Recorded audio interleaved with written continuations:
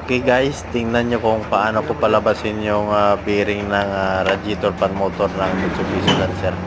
Re-repairing kasi natin yung ito, papalitan natin ng bearing. Ayan, nilagyan ko ng basang papel sa loob. Ayan, tapos pinukpok ko. Ayan. Itong video ko na to, ito yung huli kong pukpok sa kanya para lumabas.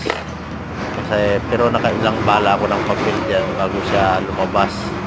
Yan yung papel na sumiksik dyan sa loob. Ito yung nagtulak ng bearing palabas para matanggal yung bearing.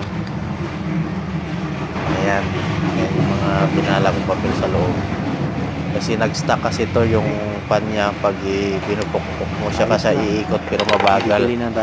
Nangyari kasi nag-stuck tong carbon brush pero mahaba pa kaya baba natin yung spring yan para magamit natin ulit. Okay? Aircon